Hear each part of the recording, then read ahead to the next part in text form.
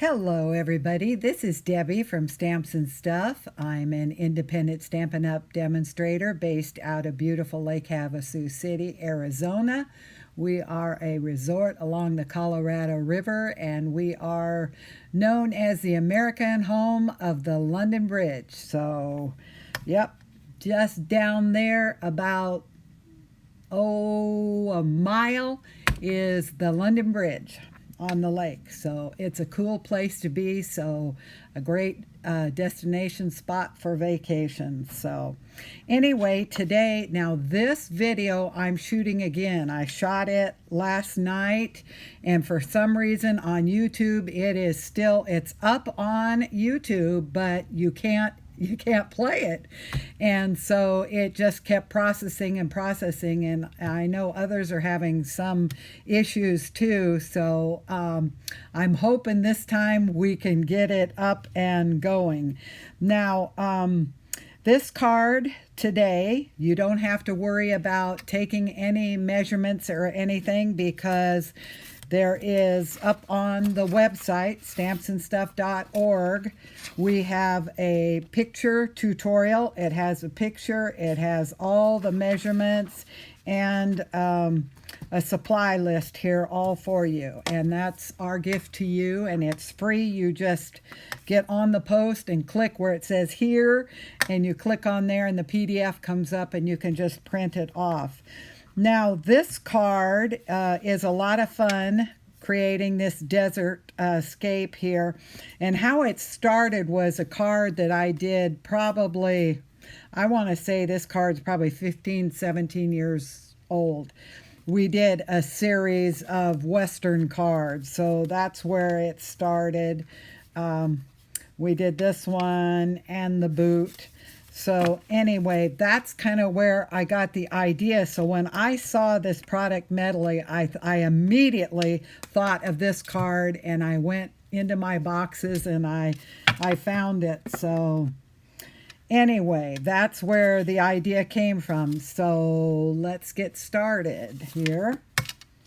Alrighty. This is from the product medley, and it is on page 8 and 9. Let me get the catalog front here. In the mini catalog, January to June 2021, page 8 and 9. And it's the Flowering Cactus Project Medley. So there's all kinds of stuff here. You get the stamp set, which is really cool. It has the cactus. It has three different kinds of cactus. It has flowers, all kinds of stuff, and different verses for you. And then it has the dies. Now, like this die would cut this one out. So that's how you go. And then there's another barrel cactus here, and then there's a decorative border, and that is really cool. I have it done on another card. I should have brought it over. Anyway, that's cool. Then it has its own DSP, Designer Series paper, and so there are all kinds of different, and usually all Stampin' Up's DSPs are double-sided, most of them. Now, when you get into the specialty papers, some of them, the foils and things like that, are not double-sided, but most of the papers are. Then it has these flowers that you can punch out. There's purple and or Highland Heather, and I believe it's Cajun Craze. Is that the, does it say in here? Doesn't say. Okay. Calypso Coral. Okay, that's what it is. And then there are also, you get 2 spools of twine. So anyway, lots of fun. Okay, let's get started. We also will be using, and this is one of my go-to sets. If you're just starting out, it is good to have your basic shapes and things like that, your circles, squares, rectangles, things like that. These rectangles have the stitching on it, and these have a double row of stitching. So what I did is I took 2 of them to make this frame here. To make this frame, I took 2 of them, taped it together, put it on my paper, and run it through. And so that's how I got my frame. And then what I do is I save. Now this is the outside piece of that frame.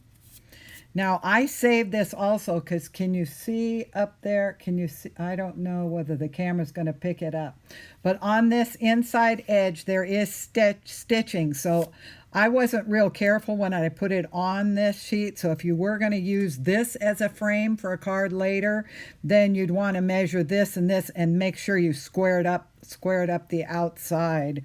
But anyway, you get dual duty on your die cuts. And then the center, this is the centerpiece, and see, it also has the stitching on it. So it really is a good set, and it's good to have in your stash of things to use. Okay, let me see, where is my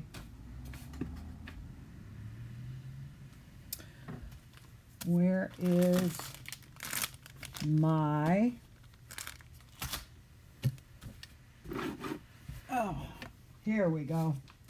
I just love it. How can you work in an area just this big, and I have 2 side panels here. How can you work in just a little area like that and lose things? But you do.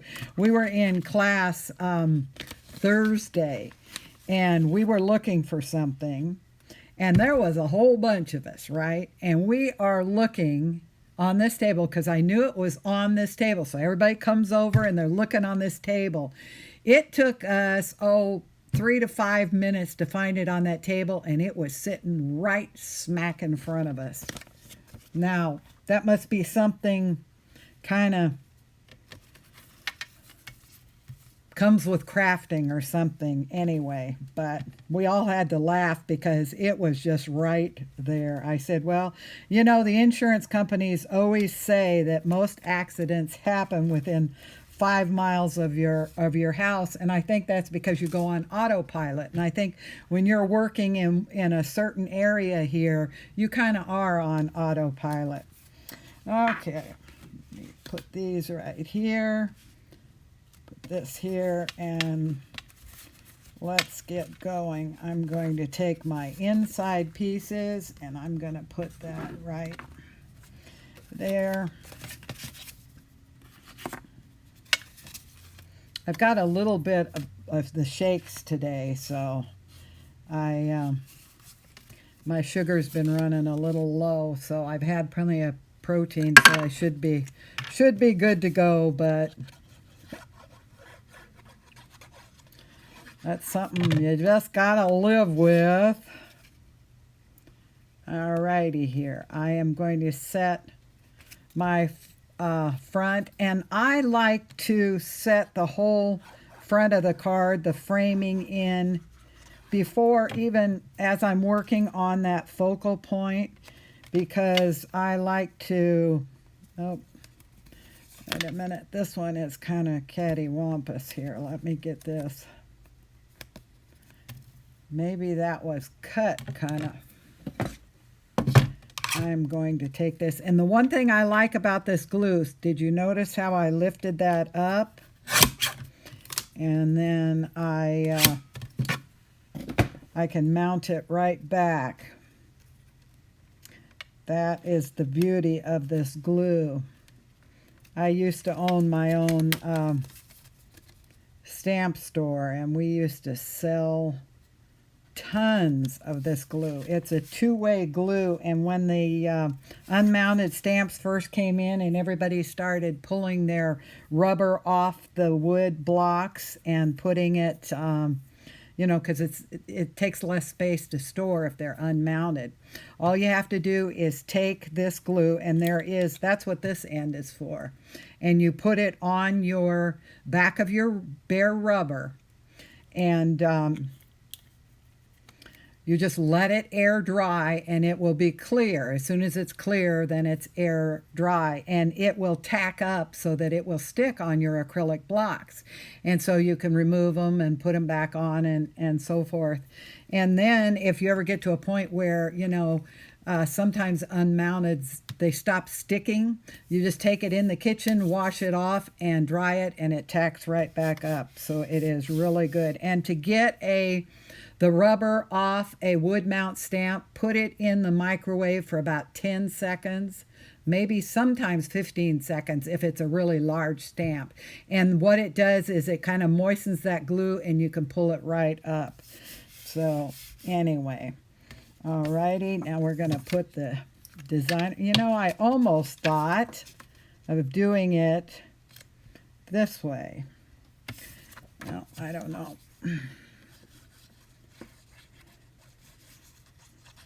I confuse my students sometimes, though, when I have lots of samples out, so many samples per so many people, and I tend to change things. So my first sample is kind of the prototype, and so everything changes as I go along. So one person will say, well, how come yours is different? Well, that sample is different, so I keep everybody guessing on that. Okay, now what we're going to do here is I'm going to take my frame and I'm going to take my soft suede, which I didn't get. Let me grab it real quick. Let's see, soft suede. It's right over here.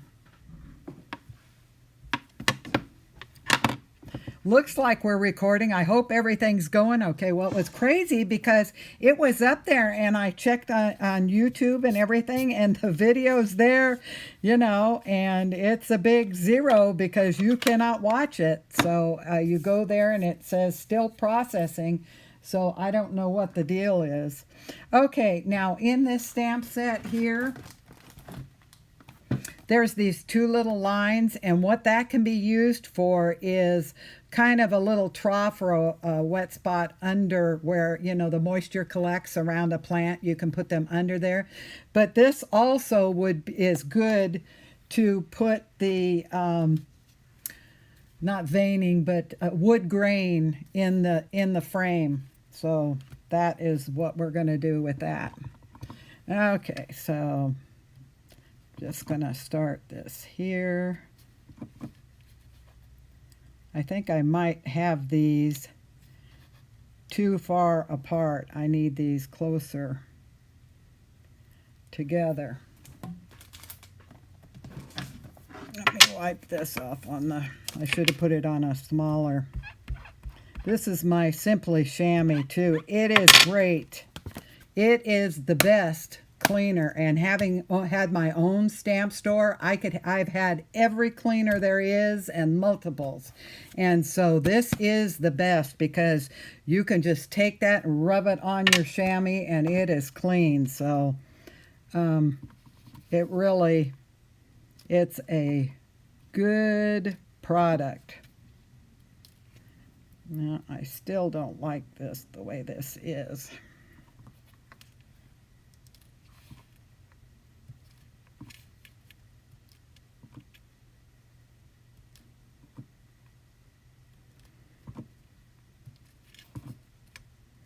So I'm just putting a little, actually this, I should be turning this more so that it kind of, but my mama used to say, who's going to notice on a galloping horse? So in other words, don't sweat the small stuff. Alrighty. So what I am going to do here is then I am going to take and I'm going to go just kind of grunge this up just a little bit, kind of like this window. If you could imagine, if you're maybe in your tack room or whatever, looking out your window, or in an old cabin and you're looking out the window of a cabin that's been there many years, it gets a little grungy.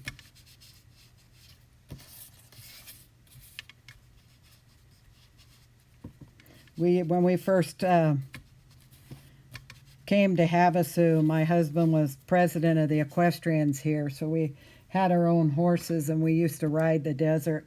And it really is, this card doesn't do the desert justice. There is just color in the desert like you wouldn't believe. There's pinks and blues and greens and blue greens, and you know, we used to have a loop that we took we lived in the equestrian area, and up through the mountains, and there was an area you'd go, and everything, it was just a green, almost like a patina color, and then you get around towards Sandy Canyon where everything was pinks, and oh, it was just beautiful.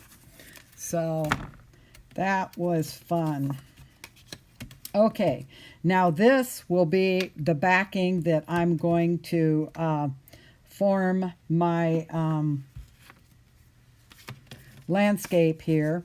Okay, so basically when you tear these, if you tear towards you, you will notice, see if you're tearing this way, let's see if I can get the camera to pick that up.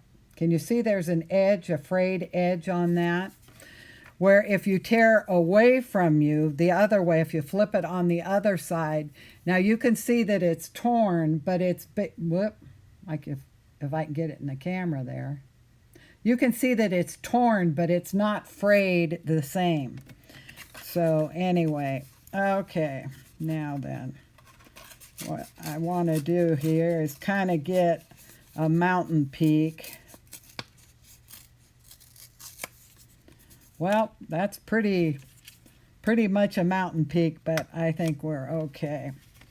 Okay, so I'm going to take this one, and I'm just tear it. I mean, see, there's nothing to it that is that important. Now this is Cajun Craze, and this one is Pumpkin Pie. And then this is So Saffron. And you can, you can always adjust your tears later on. So let's see, let's kind of put this together, kind of like this. And now this one. No, I don't like that tear. Let me see. No, I don't like that one either. Pretty sad when you have to critique tears, huh? Okay. Then we're going to put that there.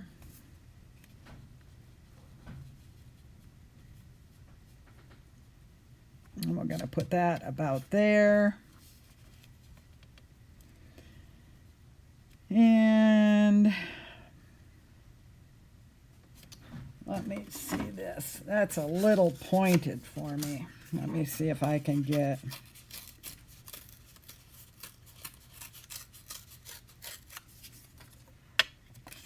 Let me choose this here. I think we're going to go with this here.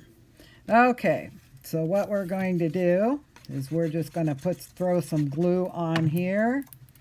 And we're going to, usually when you do a landscape here, you want to do it in thirds. You're going to, here's a third, there's a third, and there's a third. And it's like photography. When you take a picture, you don't want to make it half and half. Otherwise, it just is not as appealing to the eye.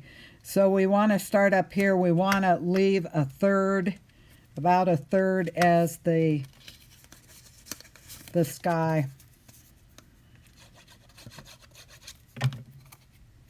And we're just throwing our colors in there. And it doesn't matter that I'm kind of cattywampus here too. That's about as straight. I look like I've been out on a toot. Okay, now then.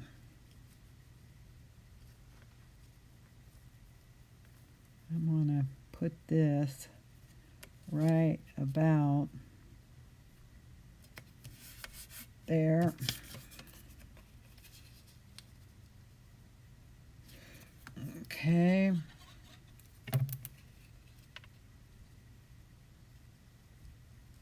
And we're going to put that one here.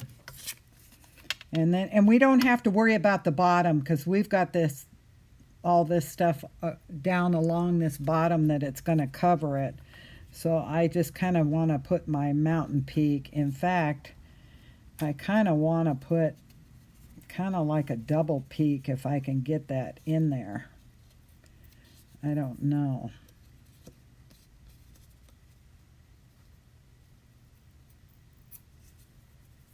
Okay.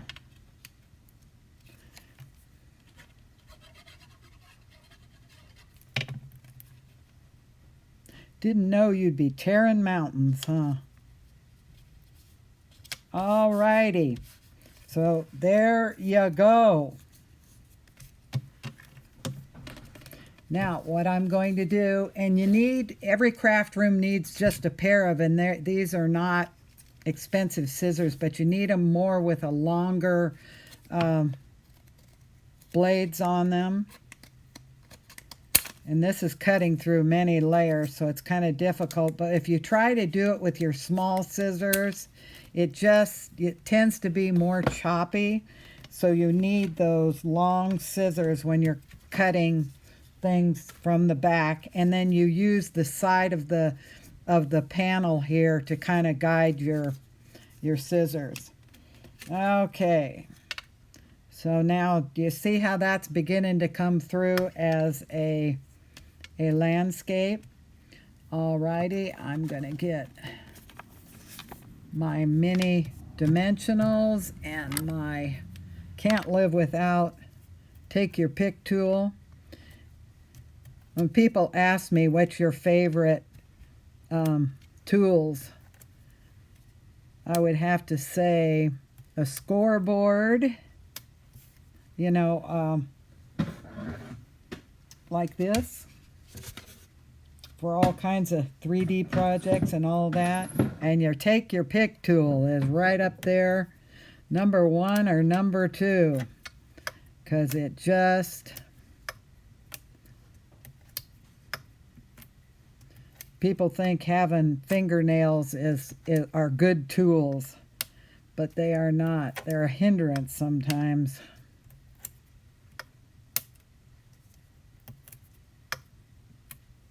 And this is, to me, it's, you know how men always had their Swiss Army knives? Although I guess I am dating myself, but, you know, when I grew up, all men had pocket knives. And, you know, they'd have all of this hardware on it, and they could walk and talk and crawl on its belly like a reptile, you know, and everything. So this is the Crafter's Swiss Army knife, because it has... There is another barrel on this end here. You can take this off, and this is a little, helps you scrape things. You can scoop things, powders when you're making your shimmer sprays, things like that. So it just goes in here and locks. This comes out. You can put a brush on it. So, you know, there's just, it is handy dandy.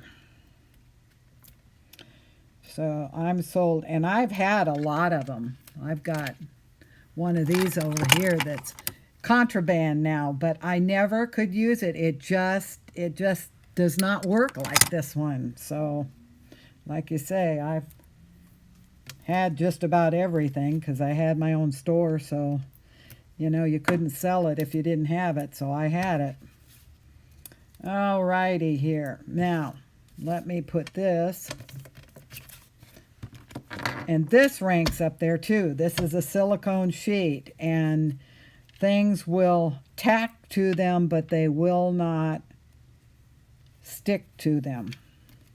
In other words, you can take this glue and put this on there, and that will dry, and then you just roll it right off. So it's really good to keep your glue kind of corralled so you don't ruin your projects. I used to have one corner that I would put my glue on my paper mat, and it seems like no matter what, you know, your stuff gets pushed up, and then it ends up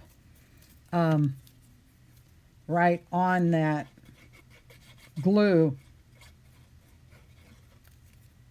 which is kind of disconcerting because you worked a long time on your project and then you kind of ruin it. Okay, here. It's hard. I hope this is straight. It's hard to get it straight because I've got cameras here and everything, so I can't. The actual best way for anybody to put things on and really get them straight is to stand up and lean over it and get that view down. If you're looking down and across, you're always going to be distorted. So, okay. Now then, these I stamped and I die cut them out. I showed you how the one die would cut that out. So what I'm going to do is I'm going to take the larger ones here and I'm going to put these on the top. And then I'm going to put some glue on the bottom. So it gives it just a little bit of shape. Okay, there we go. And then we're going to take this one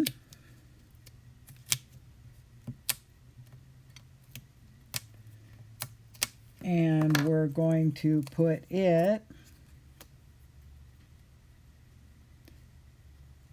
kind of right there. And then I'm going to take a glue dot, affectionately known as snot dots. Oh, I got that on the wrong side. Felt will not glue with a liquid glue. It is kind of tricky. So you want to put it on with one of your glue dots.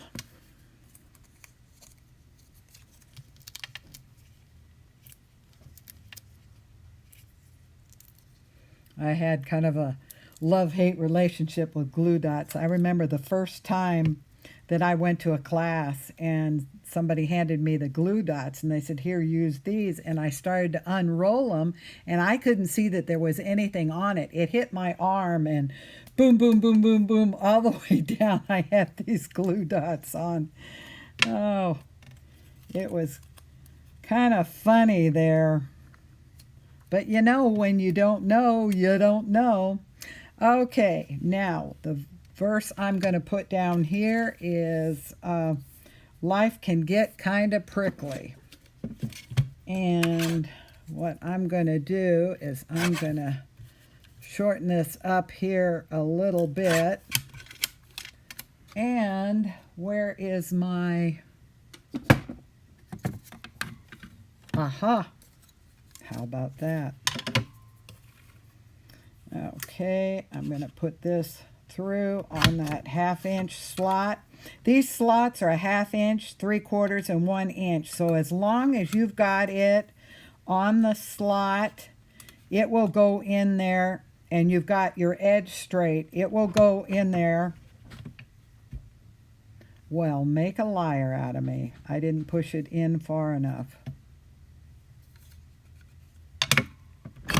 Make a liar out of me. It is like I cut this too short. It's like, you know, when you say, oh, look at my baby is walking. And you go and try and make them walk and then they will not walk. Yep. That's how it is when you do live videos. Nothing will go right when you're doing it live. It's something about when you see that live button, everything falls apart. It's crazy. Okay. Now we're going to put this life can be kind of prickly. And now we need a lasso. Okay, now how I've always done my lassos is I take my 3 fingers and I just go around until I'm just about done. Then I go in here, in from the back, and I go back around, and I'm just going to basically do a square knot. So it's not scientific. That's just how my lassos go. And then I'm going to take my little glue dot here and my take your pick tool and just place that right there, kind of like it's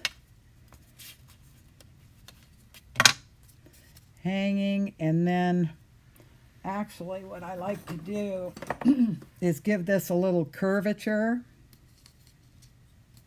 I guess I didn't need that much curvature, but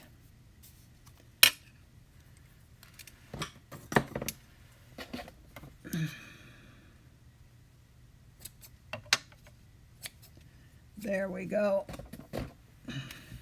Okay. Now this one, that will lay down there.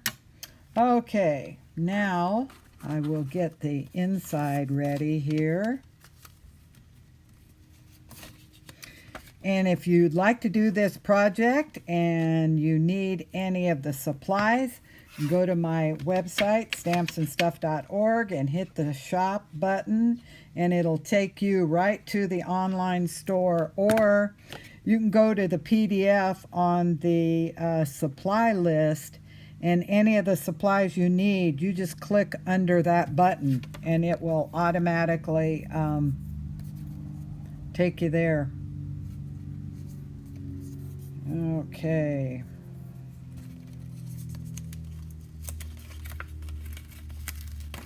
See what I mean about this glue? It just remains pliable and it gives you time to play, but I can see this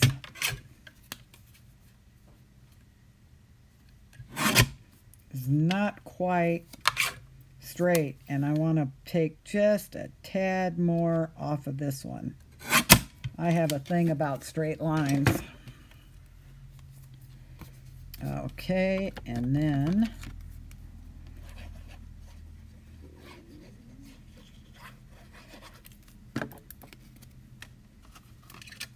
all right.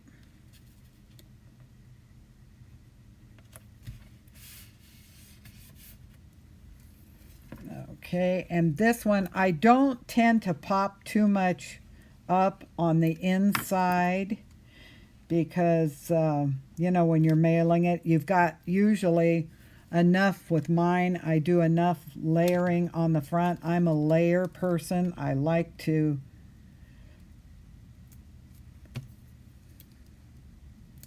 layer things. Okay, there we go. And there's our card and the inside. And I also generally leave mine kind of generic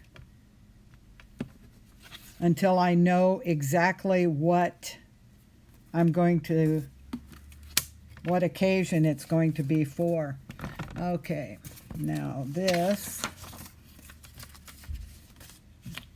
no naked envelopes. I am going to tap, tap, tap, tap. I think my pad needs to be re-inked there. And you want to give it a couple seconds for the ink. Yes, I need to redo this pad.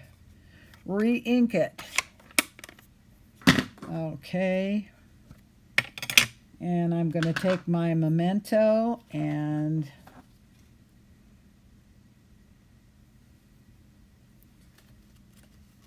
wait a minute. I need to have this go in there. Okay, so I want this same verse that I've got on the front. I want to put it on the envelope. And I kind of go right across my image. And there you have it. Okay, now what we need to do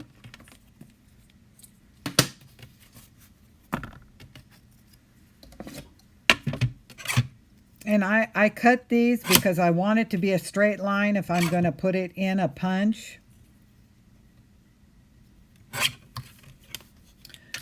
Because that's important, because it needs to seat right along in the punch. Okay. So I'm going to go back in and let's see if we can get it all the way in this time. There we go. There we go.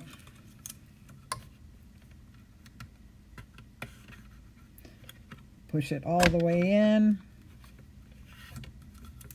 And pull it out, and there you go.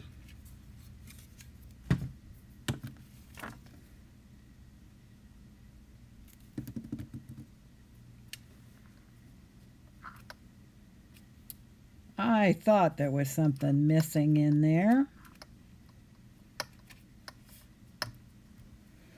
Okay, there you go.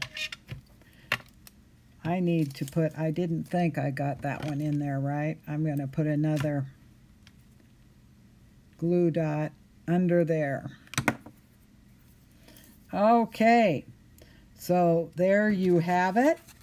That's basically all there is to it. And like I say, you can go to the website, and that post is already up and live. I will be taking this video, provided it uploaded correctly. I will be putting that video on the website also, so you can go through there and you can get all the dimensions and all the pertinent information that you need, and print off the free tutorial. So also, if you like this video, please give me a like, or comment if there's a video or something technique that you'd like to see done. Let me know. I'd be happy to accommodate you if I can. If you like, share, comment, or subscribe, all 4 of those actions get you in for a drawing. So if you do all 4, you'll get 4 entries in the drawing. And this drawing, it will be the first Thursday of the month. We will draw for either a stamp set, and I've got several stamp sets you can choose from, or the next paper pumpkin coming. You will have your choice of one or the other. So make sure you comment or like, share. And I know a lot of people don't understand, but to be able to comment or interact on Facebook, you have to be logged into your Google account. So if you're trying to comment or share and you can't, that might be the problem. So, and also, if you'd like to join my team, we have a great group of stampers and a wonderful family, and now is the time, if you're going to do it, because there are some extra benefits. Now, for your $99 to join, you get $125 of product, anything that you want that adds up to $125. Plus, because we're in celebration, this gets added in. Now, these are our 4 color families, and so you get their DSP, and then this is the in colors. Whoop, this is not in colors, that's neutral. That's subtles. This is got to be it. Yes, this is the in colors. So anyway, each one of them, there are, this one has got more, but generally these have 4 of each because there's more colors. So there's 4 of each, and then what you have is, say, these 2 patterns, but then when you flip it on the back side, they will be 2 different patterns.